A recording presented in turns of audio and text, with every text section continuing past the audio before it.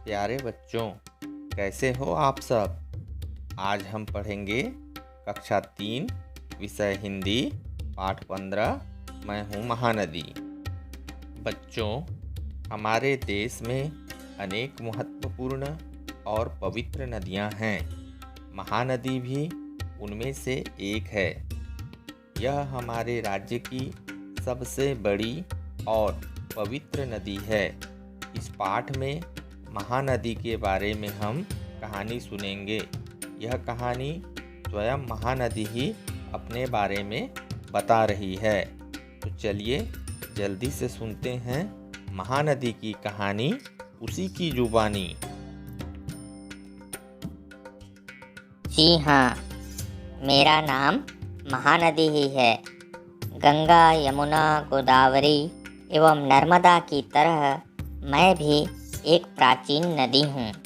बच्चों, क्या तुम जानते हो कि तुम सभी की तरह मेरी जन्मभूमि भी छत्तीसगढ़ ही है।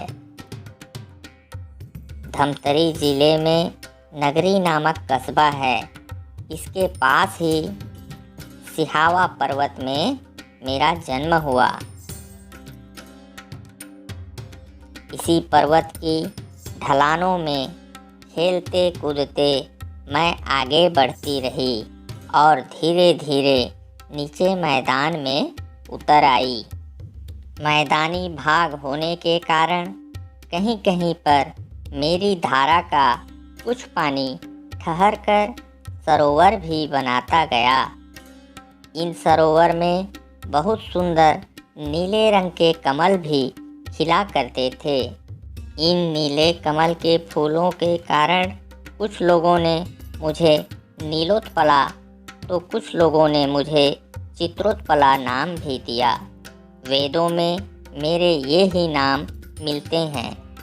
कुछ लोगों ने दुलार से मुझे महानंदा भी पुकारा। आज मेरा प्रचलित नाम महानदी है।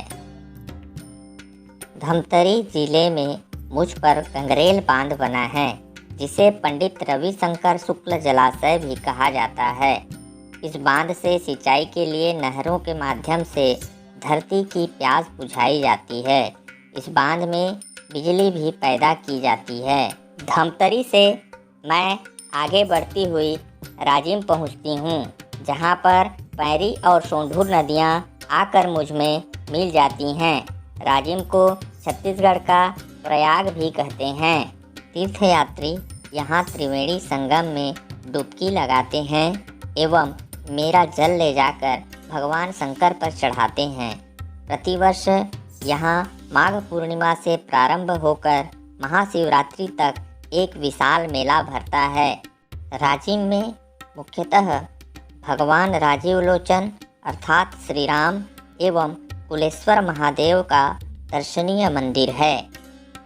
राजिम से आगे मेरे तट पर एक प्राचीन नगरी है आरंग। आरंग किसी जमाने में जैन धर्म का प्रसिद्ध केंद्र था।